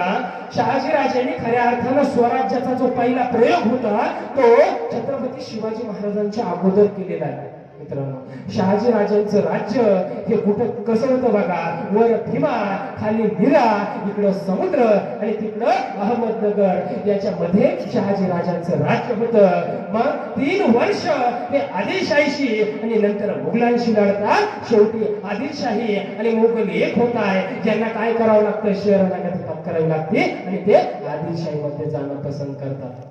मग ते बंगळूर आज आपण त्याला बँगलोर म्हणतो. त्या बंगळूरचा एक 40,000 फौज आहे शहाजी राजांची त्या काळात. 40,000 फौज, 23,60,000चा रेव्हेन्यू, त्याचा जो कारभार आहे तो 23,60,000चा कारभार आहे मित्रांनो. त्यानंतर 75 वेगवेगळ्या भाषेचे विद्वान, मराठी, संस्कृत, कानडी, उर्दू जेवढ्या काही भारतात भाषा बोलल्या जातात त्या सगळ्या भाषेचा जे काही विद्वान पंडितांना आश्रय देणारा हा शहाजी राजा आहे मित्रांनो. हे आपल्याला लक्षातच येत नाही. शहाजी राजांनी आता आपल्याला प्रश्न पडतो की शिवाजी राजे जे करू शकले ते शहाजी राजांनी का केलं? निजामशाही त्यावेळी खऱ्या अर्थानं निजामशाही ही निजामशाही नव्हती, ही खरी मराठेशाहीच होती आणि ती कोणी चालवली होती तर ती मराठ्यांनी चालवली होती. ते उघडपणे सांगू शकत नव्हते शहाजीराजे की ही मराठेशाही आहे. त्या काळात जर आपण भारताचं युद्ध पाहतो भारताच्या स्वातंत्र्याचं युद्ध पाहतो.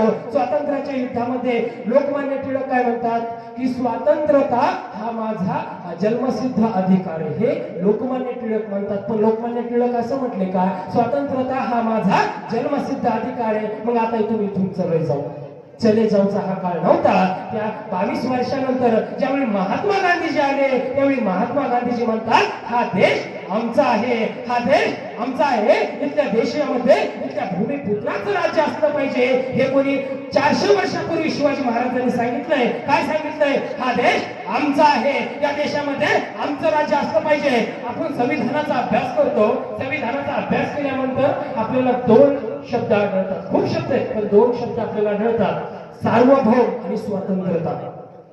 400 वर्षापूर्वी शिवाजी महाराज सांगतात की आम्ही सार्वभौम आहोत आमचा देश चालवण्यासाठी. आम्ही इथं मराठ्यांचं स्वराज्य निर्माण करायसाठी, इथं भारताचं 700 वर्षाच्या गुलामीचा अंधकार नष्ट करायसाठी तयार आहे का? स्वतंत्रता. आता जर आपण मराठ्यांची परिस्थिती बघितली मित्रांनो तर काय होती?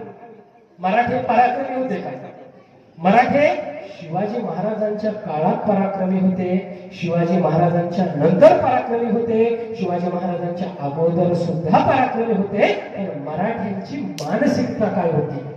मानसिकता हा खूप महत्वाचा मुद्दा आहे. मानसिकता शिवाजी राजानं काय केलेले आहे तर लोकांची मन स्वातंत्र्य केलेली आहे. पण आपल्याला सांगितलं जातं शिवाजी महाराज हे हिंदवी स्वराज्याचे, शिवाजी महाराजांनी हिंदूंचं स्वराज्य उभा केलं. फक्त हिंदूंचं नाही, हिंदवी शब्दाचा अर्थ आपण जाणून घ्या.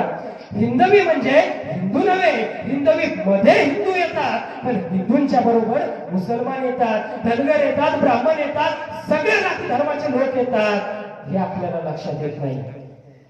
त्या काळी शिवाजी महाराजांनी, बरं महाराजांची जी लढाई होती ती धार्मिक, मराठ्यांची जी मानसिकता आहे, मानसिकता मोडणारा हा राजा आहे. लक्षात घ्या कशा पद्धतीने मोडली. आपण दैनंदिन जीवनामधलं उदाहरण देतो. उदाहरण असं आहे की तुम्ही पोपट बघता, एखादा पोपट या झाडावरून त्या झाडावर जातो, स्वच्छंदता हा त्याचा मूलभूत अधिकार आहे. अवकाशाशी भरारी मारणं हे त्याला शिकावं लागत नाही. मग मराठ्यांची परिस्थिती कशी होती? त्या मराठ्यांची परिस्थिती ही पिंजऱ्यातल्या पोपटासारखी होती. पिंजऱ्यातला पोपट तुम्ही बघता, तो मालक ज्यावेळी तो पिंजरा स्वच्छ करण्यासाठी त्या पोपटाला बाहेर काढताय, आपल्या खांद्यावर ठेवताय, त्यावेळी तो उडून जातो का? तो उडून जात नाही का? कारण त्याला बाहेरचं जग आहे ना ते जगच माहिती नसतं. पिंजरा हेच आपलं जग आहे. मराठ्यांची परिस्थिती नेमकी तशीच होती की पिंजराच आपलं हे. शिवाजी महाराजांनी खऱ्या अर्थानं मराठ्यांची मानसिकता बघा. महाराज एका जावळीचा चंद्रराव मोरे काय करताय? महाराज ज्या जावळीच्या चंद्रराव मोरेला पत्र पाठवताय की स्वराज्याचे कार्य आरंभले आहे, तरी तुम्ही आमच्या स्वराज्यामध्ये यावे, तुम्ही आमच्या स्वराज्यामध्ये सामील व्हावे. तो जो चंद्रराव मोरे मराठा काय करतोय? उद्धटपणे पत्र लिहितोय. शिवाजी महाराजांनी खाली सिग्नेचर केलेली असते, साईन मारलेली असते, शिवाजी राजे भोसले. तो काय म्हणतो उद्धटपणे? तो म्हणतो स्वतःच राजा मिळवता. तुम्ही कसले राजा हो? राजा आम्ही आहोत. आम्हाला राजपद हे आधी आदिलशहाने दिलेलं आहे. शिवाजी महाराज म्हणतात हे राजपद आम्ही निर्माण केलेलं आहे. फरक लक्षात घ्या मानसिकतेमधला. तो चंद्रराव मोरे म्हणतो आम्हाला राजपद हे आधी आदिलशहाने दिलेलं आहे आणि शिवाजी महाराज म्हणतात की हे राजपद आम्ही निर्माण केलेलं आहे. मग आता हिंदूंची मानसिकता पण खूप महत्वाची आहे. हिंदूंची मानसिकता अशी होती की दिल्लीश हो वा जगदीश हो, या पृथ्वी तलावर फक्त 2च ईश्वर आहेत. पहिला आहे जो आहे दिल्लीश्वर म्हणजे कोण? तर दिल्लीचा बादशाह. आणि दुसरा आहे जगदीश्वर काशीचा.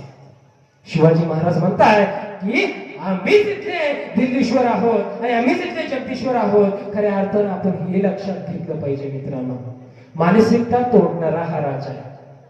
त्यानंतर महाराजांची कम्युनिकेशन इंजिनिअरिंगचा अजून खोलवर जर तुम्हाला अभ्यास करायचा असेल तर महाराजांना ज्यावेळी आग्र्यात नेण्यात येतं त्यावेळी महाराजांना कैदेत टाकण्यात येतं आणि महाराजांनी दिशा दर्शनासाठी तिथे एक काय केलेलं आहे, कुंभाराला एक भट्टी पेटती ठेवायची सांगितलेली आहे. रात्री भट्टीच्या दिशेनं म्हणजे रात्री जर भट्टी पेटती असती तर काय रात्री अग्नीचा प्रकाश होईल आणि दिवसा जर जायचं असेल तर दिवसा धूर असेल. मग त्या दिशेनं जायचं आणि तिथे सगळ्यांनी भेटायचं. दिशा दर्शनासाठी महाराजांनी कशाचा वापर केलेला आहे तर अग्नीचा आणि धुराचा वापर या ठिकाणी आपण केला केलेला आहे.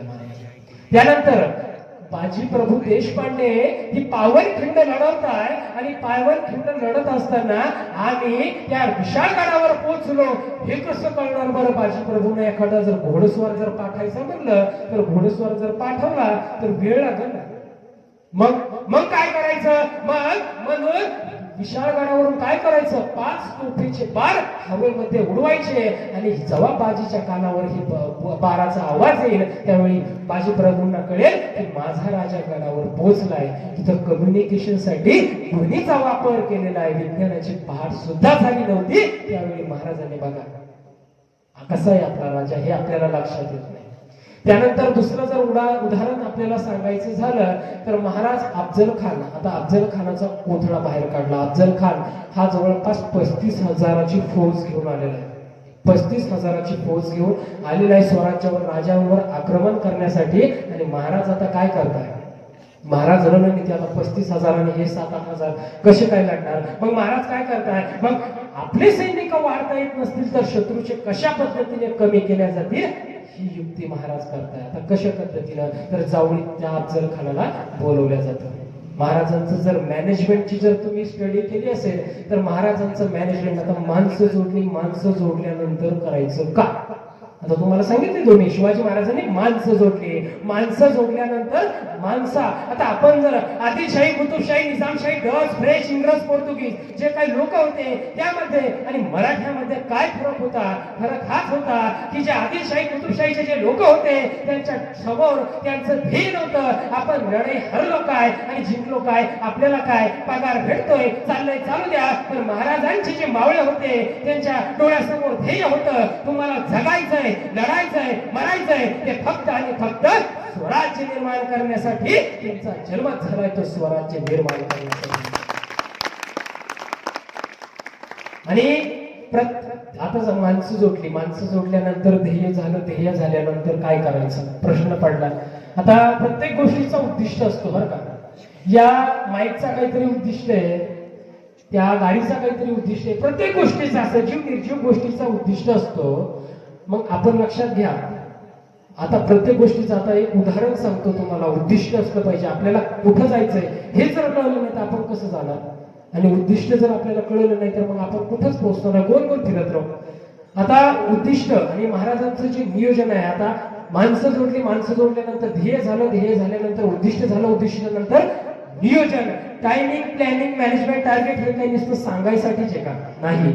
महाराजांची जर माणसं जोडल्यानंतर कशा पद्धतीने इंजिनिअरिंग मॅनेजमेंट आहे ते आपण खऱ्या अर्थानं लक्षात घेतलं पाहिजे. महाराजांची अफजल खानाची जी भेट झालेली आहे त्या प्रतापगडाच्या पायथ्याशी ती झालेली नाही ती घडून आणलेली आहे.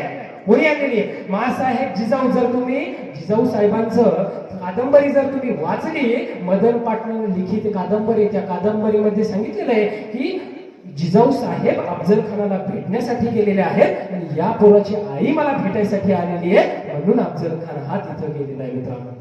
आणि हा तिथं आला महाराज गडावरून. आता गडावरून महाराज निघणार. आता गडाचा चेहरा काळ बनलाय बरं.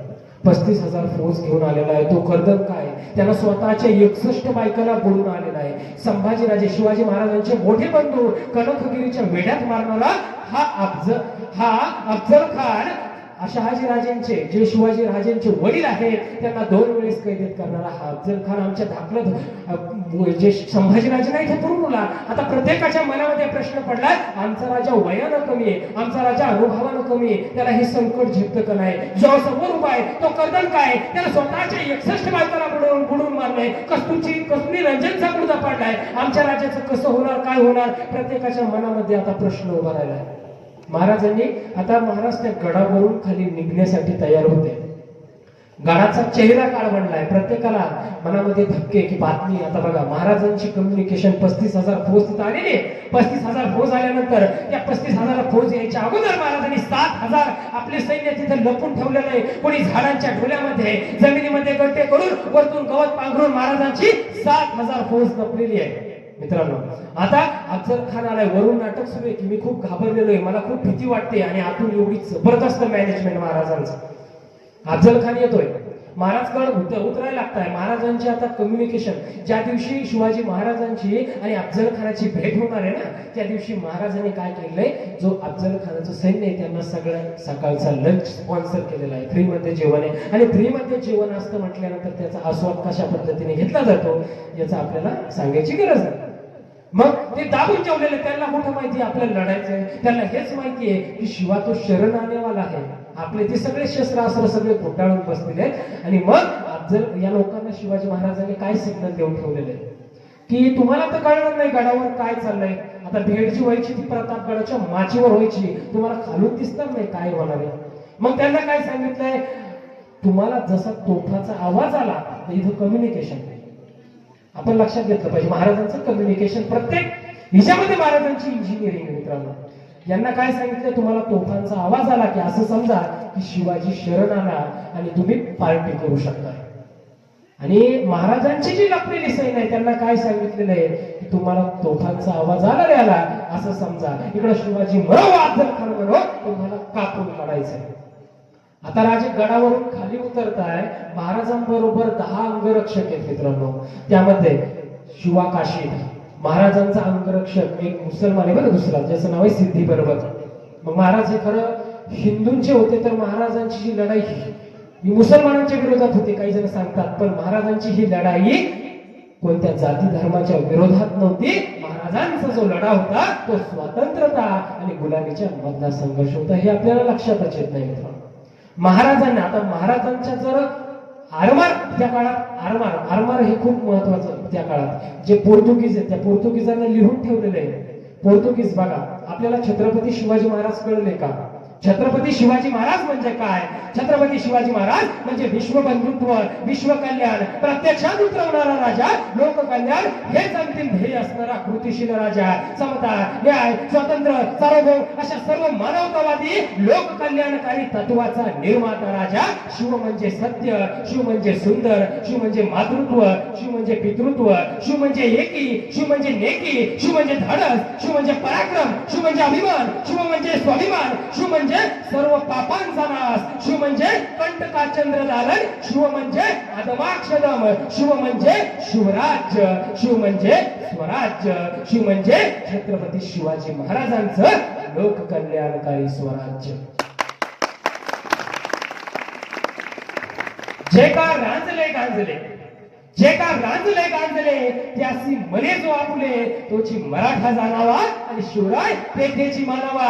निराधारांचा आधार म्हणजे शिवराय, या देशातील अभियांत्रिकेची प्रेरणा म्हणजे शिवराय, येथील विद्यार्थ्यांचा, शिक्षकांचा आदर्श म्हणजे शिवराय, विश्व बंधुत्व म्हणजे शिवराय, विश्व कल्याण म्हणजे शिवराय. ज्या क्षेत्रात जाल त्या क्षेत्रातलं सर्वोच्चतेचं परिमाण म्हणजे शिवराय. शून्य म्हणजे हे शिवराय आणि अनंत अनंत अनंत म्हणजे शिवराय. हा अर्थ ज्या नावाला प्राप्त झालाय त्या माँसाहेब जिजाऊ म्हणजे शिवराय. आणि मित्रांनो, भगिनींनो, खऱ्या अर्थानं आपल्याला शिवाजी महाराज समजले का? समजले का शिवाजी महाराज? ज्या इंग्रजांनी आपल्यावर 150 वर्ष राज्य केलं, त्या इंग्रजांनी सुद्धा लिहून ठेवलंय शिवाजी राजाबद्दल. काय लिहून ठेवलंय की हा राजा जर आमच्या देशात जन्माला आला असता तर आम्ही या देशावरच नाही तर तब्बल या जगावर आम्ही 150 वर्ष नाही तर या जगावर 400 वर्ष राज्य केलं असतं. हे त्या इंग्रजांना शिवाजी महाराज कळले, ते आपल्याला कळले का? त्या इंग्रजांना कळले, ते आपल्याला कळले का? या बघा, समुद्रावरचा बाप समजायचे जे पोर्तुगीज होते, डच, फ्रेंच, इंग्रज, पोर्तुगीज हे समुद्रावरचा बाप समजायचे, पण त्या पोर्तुगीजांना सुद्धा लिहून ठेवले, कागदपत्री पुरावा आहे. काय लिहून ठेवलं पोर्तुगीजांनी की हा शिवाजी राजा जर आमच्या देशात जन्माला आला असता, तर आमचा हा शिवाजी राजा जर समुद्राच्या ठिकाणी जन्माला आला असता तर यांना जमिनीवर नाही तर पाण्यावर सुद्धा स्वराज्य निर्माण केलं असतं. वाचलो आम्ही, हे त्या पोर्तुगीजांना कळलं, ते आपल्याला कळलं का मित्रांनो? खऱ्या अर्थानं हा आपल्याला शिवाजी राजा कळला का? तर मला असं मला वाटेल कळलाच नाही. कारण आज आमचा ज्या भगिनी आहेत त्यांना खऱ्या अर्थानं शिवाजी महाराज कळले का?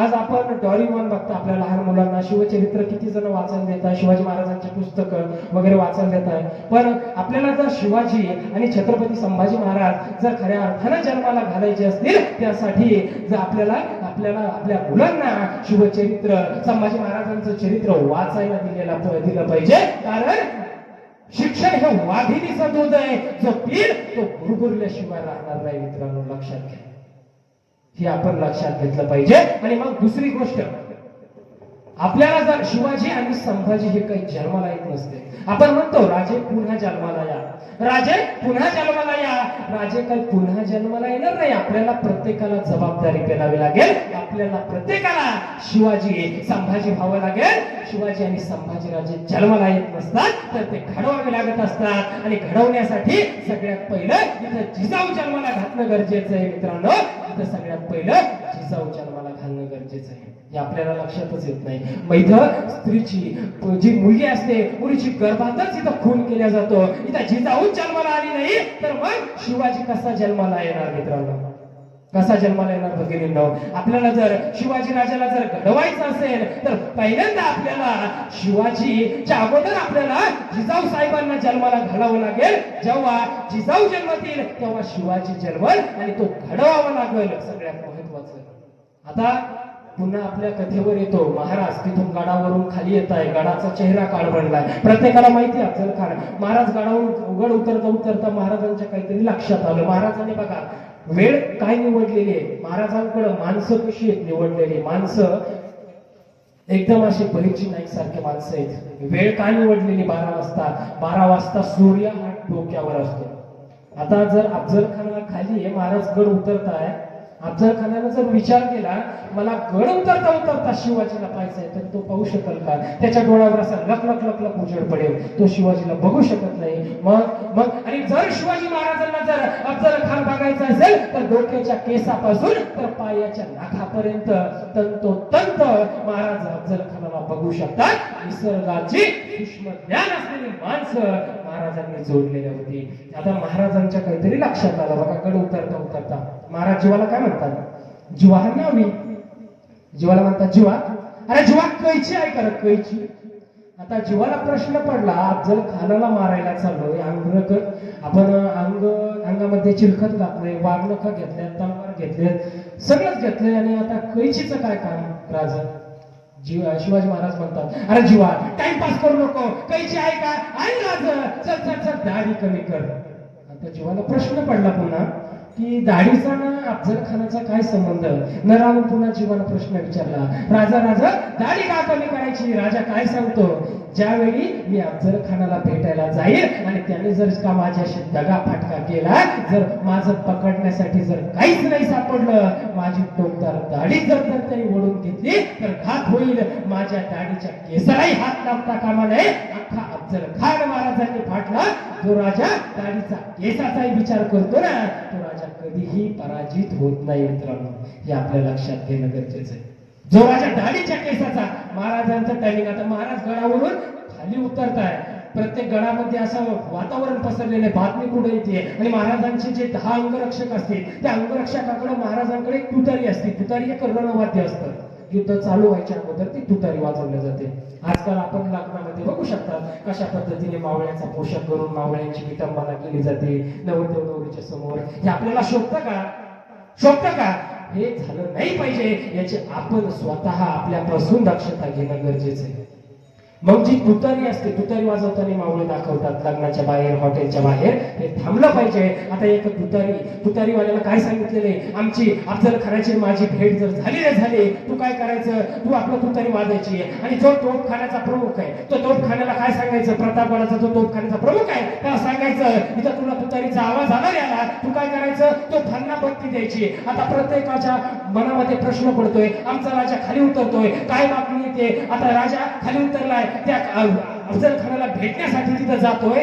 आतमध्ये गेला, तुतारीवाल्यानं तुतारी वाजायला सुरुवात केली. प्रत्येकाच्या प्राण त्यांच्या कंठाशी आली होते की बातमी कुठली येते, खान की राजे, खान की राजे, खान की राजे, बातमी कुठली येते. मग शेवटी एक माणूस धावत धावत पळत आला, ओरडतच म्हणला, उडाला अफजल खान, उडाला महाराजांच्या एका आघाताशी. अफजल खान नावाचं संकट धुळीला मिळालेलं होतं. आतापर्यंत आम्ही विचार करीत होतो आमचा राजा वयानं कमी आहे, आमचा राजा अनुभवानं कमी आहे, त्याला हे संकट झेपतं का नाही. समोर जो उभा आहे तो करतात काय, त्यानं स्वतःच्या 61 बायकाला बुडून मारलाय. आमचा राजा वयानं कमी, आमचा राजा अनुभवानं कमी. आता इथं तर इतिहास घडला, आमच्या राजालाच अफजल खानाला लावलं, काय आनंद, काय हर्षवायू त्या गडाला झाला असेल. प्रत्येक तोफ दणदणत होती. आग्र्याकडं, दिल्लीकडं, गोवळकोंड्याकडं तोफ ओढत होती की आला सुलतानांना तुमच्या आणि तुमच्या उन्मत्त सिंहासनाच्या चिरफाकड्या उडवण्यासाठी नरसिंह जन्माला आलेला आहे. आणि मग खऱ्या अर्थानं ज्यावेळी महाराजांचे जे लपलेले सैनिक होते ना, ते जमीन का सीना फाड़ कर, आसमा की छाती चीड़ कर सशस्त्र उड्या घ्यायला आले. ते कुठून आले, कसे आले, त्या उर्दू सैनिकांना काही कळलंच नाही. ते मस्त पार्टी करायला तयार झाले. पण महाराजांचे सैनिक ज्यावेळी तिथं आले, दगा दगा दगा आणि पळत सुटले, त्यावेळी महाराजांनी अफजल खानाला काय केलं. अफजल खानाला आता एक इतिहासकारांनी शिव हा कृपानिका ग्रेन, कृपान म्हणजे तलवार, शिव हा कृपानिका ग्रेन कुक्षा वेव कृषक. छत्रपती शिवाजी महाराजांच्या ज्यावेळी अफजल खानाला फाडलं ना, त्यावेळी मग ते लपलेले जे सैनिक होते, ते लपलेले सैनिक बाहेर आल्यानंतर एकदम असे ते उर्दू सैनिक जंगलामधून पळायला लागले. पळायला लागल्याबरोबर मग त्या जंगलात जे लढत होते त्यांनी कधी अशी जंगलातली लढाई पाहिली नव्हती. ते कुठे लढलेले, मोकळ्या मैदानात त्यांना लढायची सवय. मग आता शिवाजी महाराजांचे जे सैनिक आले लढताय, आता जवळपास 8 तासामध्ये महाराजांनी ते 30 ते 35 हजार जण, 15,000 जण कापून काढले, बाकीचे पळून गेले. कोणी जरा तिकडं बोहनगडावर पळलं तर तिथं बाजी प्रभूंनी तिथं कापून काढायचं. अशी महाराजांनी पूर्ण तिथं जी जावळी होती तिला पूर्ण हे केलेलं आहे आपल्या सैनिकांनी. आता मग महाराजांनी घोड्यावर मान टाकली आणि मान टाकल्याबरोबर काय केलं, घोड्यावर मान टाकली आणि मान टाकल्यानंतर इशारा केली दख्खन. पण हे कोणाला कळलंच नाही दख्खन म्हणजे काय. बाकीचे सगळे सैनिक किल्ले तिकडचे रिकामे आहे, सगळे जे किल्ले आहे सगळे रिकामे आहे, सगळे सैनिक इथं पाठवणे आलेले. मग जवळपास ऐवंतगड, मकरंदगड, सदाशिवगड करत 14व्या दिवशी महाराजांची धडक बसली कोल्हापूरला. कोल्हापूरची महालक्ष्मी 450 वर्षापूर्वी स्वतंत्र झाली आणि महाराजांची नंतर जी धडक बसली ती कुठं, तर ती बसली विजापूरची राजधानी. उत्तर भाग काय, उत्तर तू आमच्या जर प्रतापगडावर जर हल्ला केला ना तर आम्ही डायरेक्ट राजधानी जी आहे ना विजापूरला जाऊन भेटले. हे लोक जवळपास सगळेच किल्ले जिंकले. मग त्या औरंगजेबाला सुद्धा वाटलं असेल की हा राजा जवळपास एका महिन्यामध्ये पूर्ण जी विजापूरची जी आदिलशाही आहे तो नष्ट करतो. मी नष्ट करायसाठी प्रयत्न केले पण माझ्याकडून झालं नाही. तर हा राजा पूर्ण आदिलशाही नष्ट केली. मग अफजल खानाला सुद्धा हादरा बसला. मित्रांनो, आता आपण राजाला म्हणतो की आज मावळे कसे, एक कविता आहे, राजे काळ बदलला तशी माणसं बदलतात. पैशाच्या एका नाण्यानं मानवता सर्व संपली. तुम्ही जन्मास यावे ही इच्छाच फक्त उरली आहे. ही फक्त माझ्यासाठी ही कीड डोक्यात शिरली आहे. उघडं नागडं सत्य सगळं, उघडं नागडं सत्य सगळं मी फक्त सोसत आहे. खरं सांगू शिवबा आतल्यात काहीतरी टोचत आहे. गनिमांचे गनिमी कावे ते आपलेच करतात आपल्यावरती. छोट्या छोट्या कारणासाठी आज मावळे जातात संपावरती. 2 घडीच्या स्वातंत्र्यानं राजे 2 घडीच्या स्वातंत्र्यानं अशी काही जादू केली. राज्य तर आपलं झालं, लोक मात्र परकी झाली. किड्या मुंग्यांचं जिन सगळं स्वाभिमानास बोचत आहे. खरं सांगू शिवबा आतल्यात काहीतरी टोचत आहे. खरं सांगू शिवबा आतल्यात काहीतरी टोचत आहे. या ठिकाणी मी माझी जागा घेतो. शेवटी आपल्याला एक हे करायचं बघा, महाराजांचं एक आपल्याला जयघोष करायचा आहे मोठ्या आवाजात. आस्ते कदम, आस्ते कदम, आस्ते कदम. महाराज, गणपती, गजपती, प्रजापती, सुवर्णरत्न श्रीपती, अष्टावधान जागृत, न्यायालंकार मंडित, शास्त्रास्त्र शास्त्र पारंगत, राजनीती धुरंधर, प्राण प्रताप पुरंदर, राजा शिवछत्रपती शिवाजी महाराजांचा, राजा संभाजी राजांचा. धन्यवाद. जय जिजाऊ, जय शिवराय.